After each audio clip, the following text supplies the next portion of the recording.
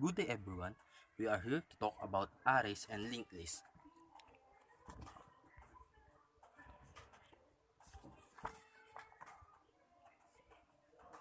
So first, what are arrays? Arrays are special variables which may hold more than one value.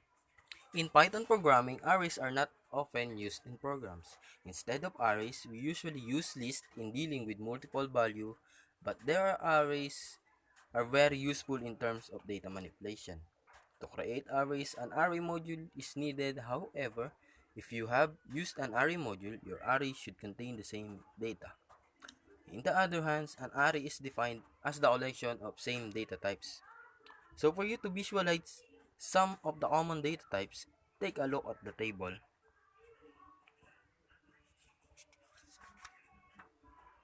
So let's give some example. Using these simple data types, you can now create your own array as shown below. In this example, you can see how we access the array module as ARR, but remember the same data types are required when using array module. In this example, this error will occur. So let's us now move on our next example. In this example, we are now expecting that array A will be displayed during runtime because we have used same data type for each element. As you can see, the values for array A is displayed after we run the program. Now we are done with creating arrays using array module. Let us now talk about accessing array elements. Just like Python list, arrays in Python are accessed using indices. Indices in programming are numeric values used to show any position of a value within a list or array. If we are going to access every element in this array, we can use the following code. Using this code, the output will be first element equals to 2, second element will be 4, and last element will be 8. So let's talk about more indices. Aside from accessing only one element, indices may also use in slicing. So how to slice array? Using the slicing operator, we can access a range of items in an array. So given this code, here is a simple solution for this problem using slicing method. If we are going to run this program, the output will be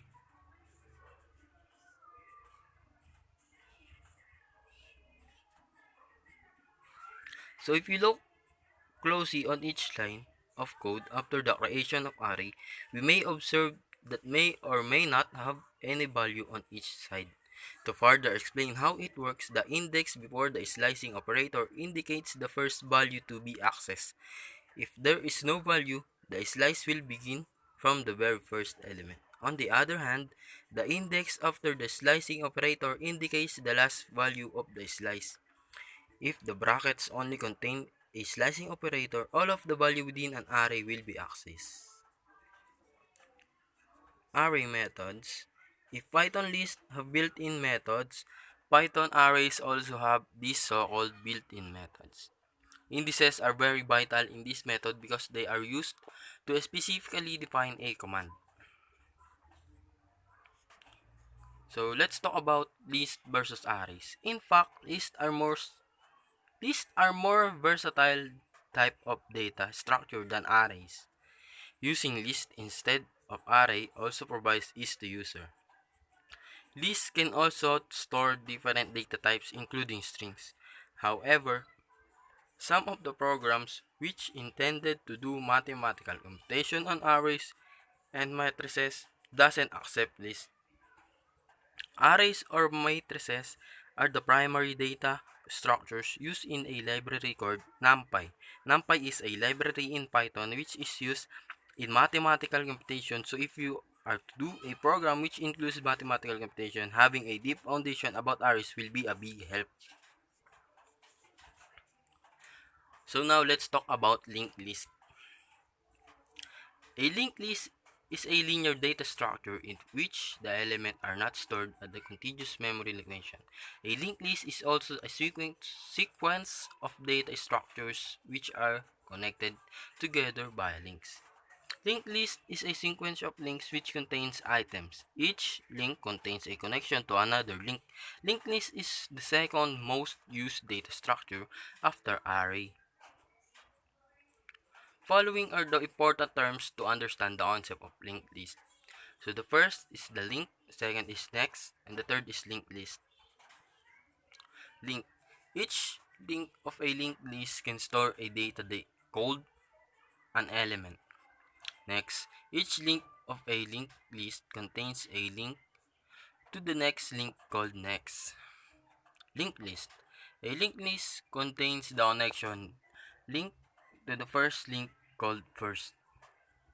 The elements in a linked list are linked using pointers. So now let's talk about the usual errors in linked list.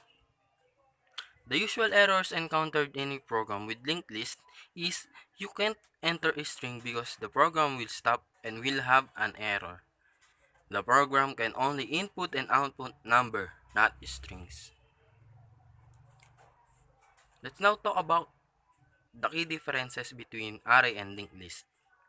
An array is the data type structure contains a collection of similar type data elements, whereas the linked list is considered as non-primitive data structure contains a collection of unordered linked elements known as nodes. If we are asked in which process we are prepared to use, we prefer linked list than array since operation like insertion and deletion in arrays consume a lot of time. On the other hand, the performance of this operation in linked list is faster and in terms of dynamic size, it has better than the arrays. But linked list has its drawbacks. First, random access is not allowed. You have to access elements sequentially starting from the first node, so we cannot do a binary search with linked list. Second, extra memory space for a pointer is required with each element of the list. And the third, array have better cache locality that can make a pretty big differences in performance.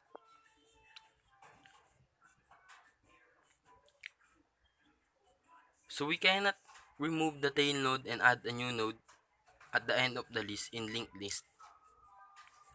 Since the nodes were deleting in the last node, it causes to traverse through the entire list. Traversing means we go through all the n elements once. As I mentioned, if we delete the last node, it will be called tailless pointer approach. We need to traverse the entire list.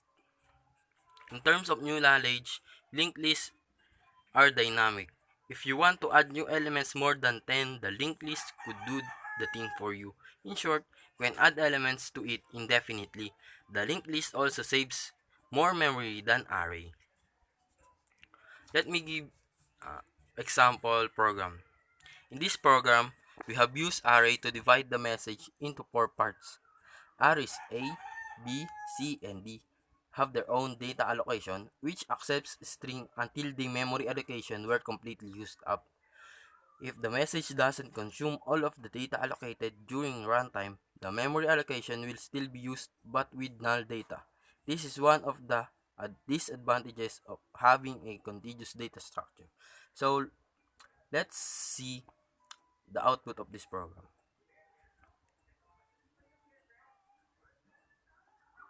So this will be the output of the program.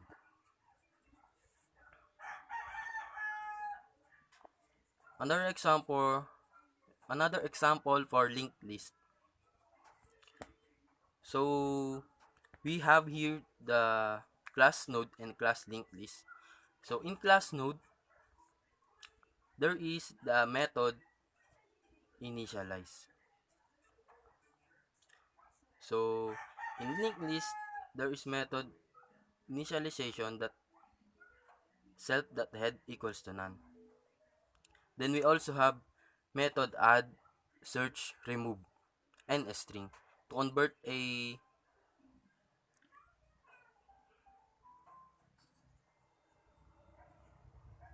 Return a string representation of whatever value was passed in. So, let's see what will be the output of this program.